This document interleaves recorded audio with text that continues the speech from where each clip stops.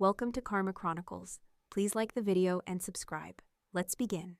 I knew something was off the second I saw my boss standing in her doorway, arms crossed, just staring at me. It was a regular Tuesday morning. I still had my coffee in my hand. She didn't even say my name, just tilted her head like, "You know what this is?" "My office," she said. Cold. No smile. No small talk. I followed her in, shut the door behind me, and before I could even sit down, she was sliding a printed email across the desk, like it was a murder weapon. "You want to explain this?" It was an email confirmation from a recruiter. Not even the full thread, just a single message about scheduling an interview with a competitor, one I'd interviewed with last week, on my lunch break. She tapped it like she was expecting me to crack right there. I said I had a dental appointment, I told her calmly, because I did. The interview was after. I just didn't come back to the office afterward. "You lied," she snapped. "We've confirmed you went to North Bay. You interviewed with our competitor while working for us, and you misrepresented your time." I blinked. "So you went through my emails?" "We got flagged through IT, and honestly, after everything we've given you, this feels like a betrayal. 6 years. 6 damn years at that company, building accounts from scratch, working nights, weekends, holidays. Loyalty that whole time. Not even a warning. Just a firing. "We're terminating your employment effective immediately," she said. She already had a folder on the desk. My final check. Cobra info. All of it printed and ready. "Your access has been revoked." I looked down and saw my email on the company phone blink out. Logged out, mid-conversation with a client. My badge was useless now. She stood up and motioned toward the door. "Security will walk you out." I didn't cry. I didn't argue. I stood up, shook her hand, and said, "Thanks for the opportunity." Her hand was ice cold. She wouldn't meet my eyes. On my way out, people were staring, just barely peeking over cubicle walls, pretending not to. One guy from accounting started to say something, then looked away. HR was waiting by my desk with a cardboard box like it was a gift. I packed my photos, planner, and the backup charger I'd bought with my own money. They watched me do it, like I was going to take a stapler hostage or something. Outside, I opened my trunk and set the box down gently, like it was full of explosives. That's when my phone buzzed. Personal number. It was a message from the CEO at North Bay. "Saw the news? Can you talk this afternoon?" I closed the trunk, got in the car, and sat there for a second. Heart pounding, but not from fear anymore. From something else, something bigger. I started the engine and drove away without looking back. I didn't always plan to be in marketing. I just needed a paycheck. That company, Harbor Point Solutions, was the first place to give me a shot fresh out of college. I was 22, broke and desperate. The job was admin assistant to some mid-level director who barely remembered my name and once asked if I was the new intern. 3 months after I started. Didn't matter. I showed up early, stayed late, and volunteered for every crap task no one else wanted. Data cleanups, weekend event prep, scheduling client travel.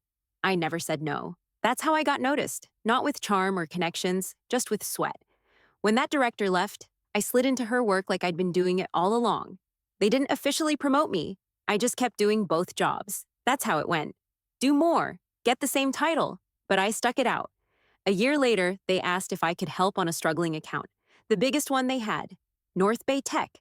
The previous rep had screwed something up with a launch, and the client was threatening to walk. I stayed up all night learning their business. Read every call transcript, showed up the next morning with a full recovery plan, and presented it like my job depended on it. Because it did. That saved the account. After that, North Bay refused to work with anyone but me. The calls kept coming. "Can you fix this? Can you sit in on this pitch? We need you in the room." Eventually, I was running strategy meetings and leading campaigns. But on paper, I was still account support specialist, whatever that meant. I started asking for raises. Not every month, just once a year, like a normal person who lives in the real world. First time, they said they were in a hiring freeze. Next time, it was a budget shift. Then it was, "We'll revisit next quarter." Then it was, "We're so grateful for your loyalty." That one really pissed me off. Meanwhile, I was watching them hire guys straight from LinkedIn and toss them titles like senior brand executive. One guy drove a Tesla, said the company was covering half his lease. I was carpooling with my roommate because gas was too damn high. They'd praise me in meetings. This whole win came from her. We would have lost North Bay without her. But afterward, nothing changed. Same paycheck, same title, same desk in the corner near the supply closet. One time, during a company-wide town hall, the CEO gave a shout out to our rising talent, called out 3 people by name. All of them had been there less than 6 months. I wasn't even mentioned. Still, I stayed. I told myself I was building something. That loyalty would matter. That maybe they just hadn't gotten around to rewarding me yet. But then came last spring. I just closed the biggest campaign of the year for North Bay. It launched perfectly. Their VP emailed the CEO directly and said, "She's the reason we renewed." I took that email into my next one-on-one and said, "Look, I've been here 6 years. I want to talk about my future." My boss smiled like she was about to let me down easy. "It's just not the right time," she said. "There's a lot shifting internally." That was the last straw. I didn't yell, didn't storm out. I nodded, went back to my desk, and updated my resume during lunch. I didn't want to leave bitter. I wanted to do it clean, on my terms. So I applied to North Bay. Quietly, one interview, one calendar block marked dental appointment. That was all it took to unravel everything. I parked in my usual spot, even though I didn't need to. Habit. My hands were shaking a little when I pulled the box out of the trunk. Too light for 6 years of work. Just a couple frames, pens, sticky notes, charger. My whole career in a box that didn't even fill the passenger seat. When I got inside, I set it on the kitchen counter and just stared at it. The silence hit harder than I expected. No Slack pings, no meetings, no noise. Just me and that box. That cheap brown cardboard with my name sharpied on the side like I was lost luggage. I sat down, still wearing my badge even though it didn't work anymore. My phone buzzed. It was Danny, my best friend since college. "Hey, are you okay?" she said, skipping hello. Her voice was tight. I just walked in the door. I heard from Kyle. He was at the IT desk when it happened. "She had them revoke your access while you were still in the room?" "Yeah, I watched my inbox disappear mid-email," I said. I rubbed my eyes. "She made it personal?" "She's always hated that you were better at her job than she was." I let out a dry laugh. "She said it was disloyal, like I owed her something." "You gave her 6 years. She gave you free donuts and fake praise." That landed. Because she was right. It wasn't about the money, not really. It was that they'd never seen me as more than someone they could lean on and ignore. Useful, but not valuable. "I built that account," I said. "From the ground up. I carried that client on my back for 3 years." "She couldn't handle it. You made her look bad just by doing your job right." I looked at the box again, heart thudding. It just happened so fast. No warning, no conversation. Just out. They were looking for a reason. Any reason, you gave them one the second you wanted more. I didn't respond. Couldn't. I felt the tears building, but didn't let them go. Not yet. "You're gonna land on your feet," Danny said. "You always do." I nodded, even though she couldn't see me. "Yeah." She hesitated. "Hey, Kyle said people were pissed. No one believes the story she's telling." "What story?" "That you were secretly job hunting and lied about it. She's calling it a violation of trust." I snorted. She wouldn't know trust if it sat on her desk and made her coffee. Danny laughed, then her tone shifted. "What are you gonna do now?" I didn't have an answer. Just then, my phone lit up again. Unknown number, Bay Area code. I cut off the call with Danny. "Hey, I'll call you back." "You okay?" "I think so. I think something's happening." I answered the new call. "Hi, this is Connor Bishop, CEO at North Bay. Is this a good time?" My heart kicked into gear. "Yes. Yeah, I can talk." "I heard what happened. I'm sorry to hear it ended that way. But I'd still like to meet. This afternoon, if you're up for it." I didn't even hesitate. "Yes, I'm available." "Great. I'll have someone text you the address and time. We'll see you soon." When I hung up, I stared at the screen for a second. Then I looked at the box again. And this time, it didn't feel like a coffin. It felt like evidence, proof I outgrew that place. I went to change clothes, not for comfort, for war. I changed into a clean black blouse, pulled my hair back, and put on real shoes. Not for them, for me. I needed to walk into that building like someone who wasn't dragging around the weight of being thrown out that morning. North Bay's headquarters was nothing like Harbor Point's. Bright glass windows, open spaces, people laughing near the espresso machine like they didn't need to fake it. No tension in the air, no one guarding their smiles. It was clean, modern, and alive. I didn't even sit down in the lobby before someone greeted me. "Hey, you must be my name." A tall guy in jeans and a Henley said with a grin. "I'm Evan. Connor's running a few minutes late, but he said to bring you straight up. Straight up, not wait here. Not he'll be with you." I followed Evan through a hallway filled with sunlight and plants I didn't expect to be real. But they were. Connor Bishop was in a glass-walled office, leaning back in a chair like he didn't owe anyone anything. Mid-40s, casual but sharp. When he saw me, he stood and came around the desk to shake my hand. "Thanks for coming in on short notice," he said. "I figured today's been a ride." I smirked. "Little bit." He motioned for me to sit. "I'll cut to it. We were already thinking about making you an offer, but your former employer sped things up." I raised an eyebrow. "They reached out to you?"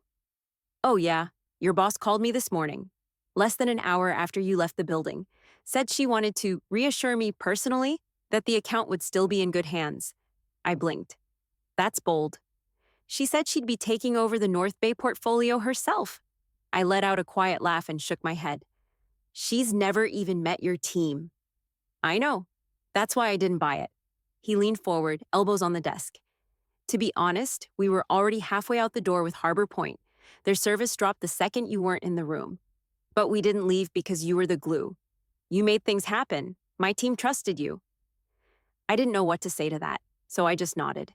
He slid a white folder across the desk. "This isn't an interview, it's an offer." I opened it slowly, expecting a pitch or maybe a job description. Instead, there it was, a full offer letter with my name in bold at the top. Client strategy lead, reporting directly to the executive team. Then my eyes hit the salary. I read it twice. It was nearly double what I'd made at Harbor Point. Not including bonuses, not including equity. "You serious?" I asked, still staring at the number. He smiled. "We don't lowball the people we want. You've earned it." For a second, all I could think about was every single raised denial, every not the right time, every excuse. I looked up at him. "I need a night to sit with it." "Of course," he said, like he already knew the answer.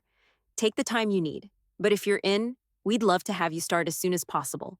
I stood, took the folder, and shook his hand again. "Thank you, seriously." "No," he said. "Thank you. You've already made an impact before even working here." On the way out, I passed the same lobby I'd walked through 20 minutes earlier. But this time, I wasn't wondering what came next. I had the answer in my hands. I stepped outside into the sun and smiled for the first time that day. By the time I got back to my apartment, the folder was already warm from sitting in the passenger seat. I dropped my keys, kicked off my shoes, and didn't even bother with the lights. I sat down at the kitchen table, opened my laptop, and pulled up the offer. No hesitation. I typed my name, signed it digitally, and hit send. Done. Not 2 minutes later, my phone started buzzing. First text came from Janelle in Creative. "WTF is going on? Just heard you got fired." Then another from Sam in Finance. "Boss is telling everyone you broke policy. No one's buying it." They kept coming. "She said you lied and went behind her back." "She's calling it a teachable moment about company loyalty." "You okay?" I didn't reply right away. I just watched them pile up. Somewhere between the 10th and 11th message, the tone changed. "She's been calling North Bay, like panicking.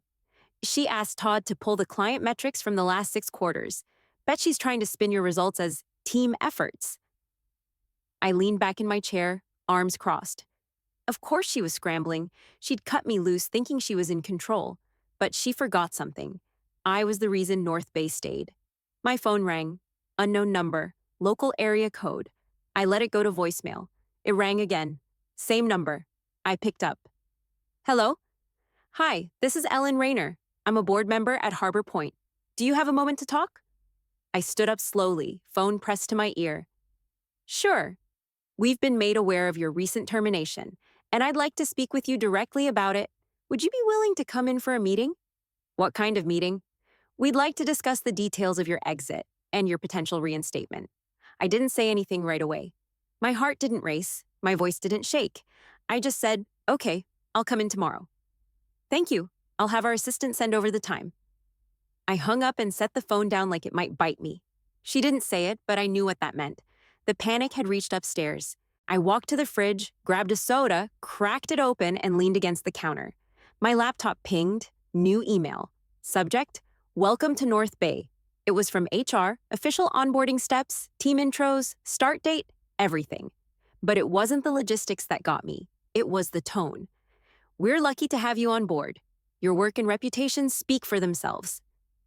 That line hit harder than anything else that day. 6 years of begging to be seen, and one company made me feel valued in one sentence. I closed the laptop. I didn't need to reread it. I just stood there in the quiet, feeling something I hadn't felt in a long time. Power. The next morning, I walked back into the same building I'd been escorted out of 3 days earlier. This time, I was wearing my own clothes, carrying nothing, and holding my head a little higher. The receptionist looked up, froze for half a second, then leaned forward and whispered, "Everyone's talking about what happened. I'm so sorry." I nodded once, didn't smile. "I've got a 10 a.m. with Ellen Rayner." She typed something into the system. "She's in the third floor conference room. You don't need a badge. I'll let them know you're coming up." The elevator ride was dead silent. My reflection in the metal doors looked too calm, like the anger had simmered down into something colder, smarter. When I stepped into the conference room, Ellen was already sitting at the head of the table. Alone, not a single HR rep or manager in sight. "Thank you for coming in," she said, standing up to shake my hand. "We appreciate it." I sat down. "So, what is this?" She gave a small, rehearsed smile. "I wanted to speak with you directly. There's been a lot of chatter this week, and I think it's important we address it properly." "Okay." She pulled out a folder and opened it. "Your performance history is excellent, every review, client retention, revenue growth. It's all here, but there's no formal documentation of misconduct. No warnings, no paper trail." I didn't respond. She continued, flipping through the pages. "There were multiple requests for raises, all denied without documentation of justification.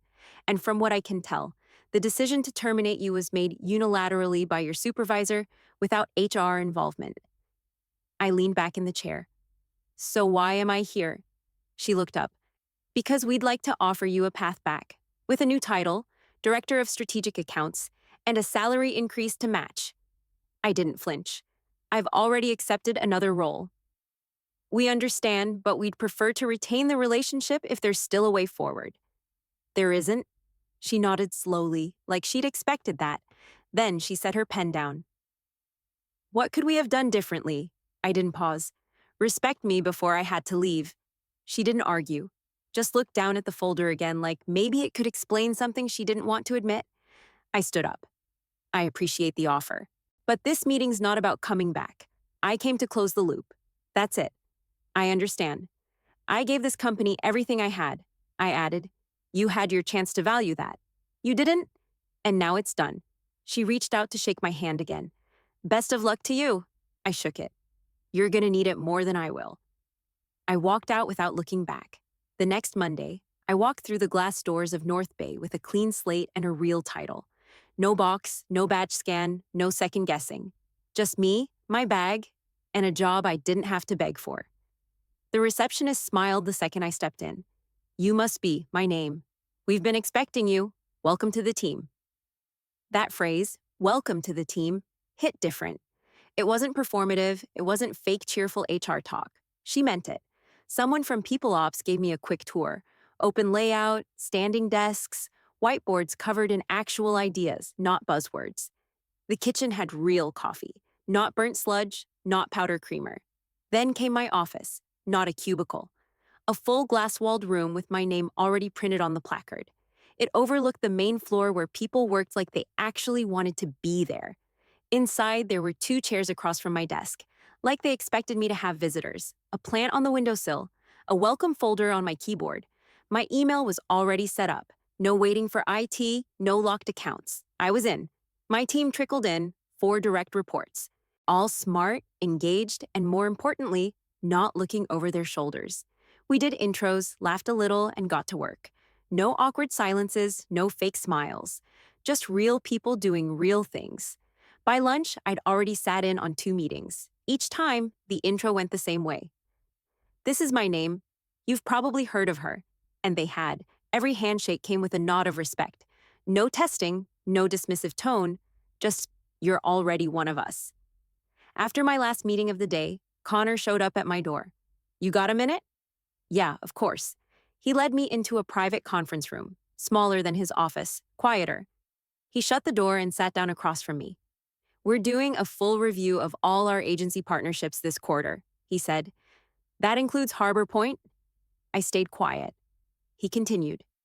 We haven't made any decisions, but we're not ignoring what's happened. I wanted to let you know we'll be looking at all vendor relationships objectively, including theirs. I nodded slowly. You want my input? We do, but we trust you to keep it professional. I met his eyes. You'll get nothing less. He smiled. I didn't think so. The meeting ended with a handshake, but I walked out of that room with something bigger than approval. It was respect, earned, not handed out like company swag. As I stepped back into my new office, I looked around the space like I was seeing it for the first time. Clean, solid, mine. The next day, I was looped into the vendor review meetings. Not to decide, but to weigh in. I made it clear up front. I should recuse myself from the actual decision, I said, keeping my tone flat. Too close to the situation. Connor nodded. Understood. We still want your honest feedback. So I gave it. Harbor Point used to deliver consistent work, but over the past year, the quality slipped. Badly. Timelines got fuzzy. Strategy lost edge. Most of the wins in the last 2 quarters came from internal pushes, not agency leadership. If you stay with them, expect more of that. Nobody argued. No one tried to defend them. I didn't go into personal details. I didn't mention how they fired me like I was a liability, or how my boss had called North Bay in a panic like that would fix anything. I didn't need to. The work spoke for itself. A week later, the decision dropped in an all-hands email. North Bay was terminating its partnership with Harbor Point effective immediately. A new agency was coming in, and me, the one they kicked to the curb, was named as the new point of contact overseeing the transition. I stared at the announcement on my screen for a long second, just taking it in. My name, in bold, right under the words, will now lead. That was it. No speech, no clapback, no dramatic showdown. Just quiet, clean change. The kind that sticks. By noon, my LinkedIn blew up. First came a connection request from Lacey, who'd worked 2 cubes down from me back at Harbor. Then a message popped up from her right after. Office is on fire. Your boss looks like she's about to throw a chair. Everyone's updating resumes. You didn't just leave. You blew the doors off on your way out. I almost laughed. Almost. I clicked accept, then typed back. Tell the good ones to land somewhere better. I'm rooting for all of you. And I meant it. I didn't feel smug. I wasn't hunting for revenge. I just felt done.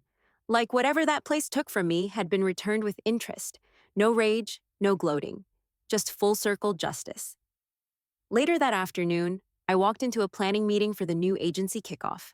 Someone had already printed a welcome packet with my name and title at the top. The table fell quiet when I walked in, but not because they didn't know who I was. It was respect. Earned the hard way. I sat down, opened the packet, and got to work. 12 months later, I was sitting in the same glass-walled office, only now with a corner view and my own team of 10. I had just wrapped another strategy session when the anniversary hit me.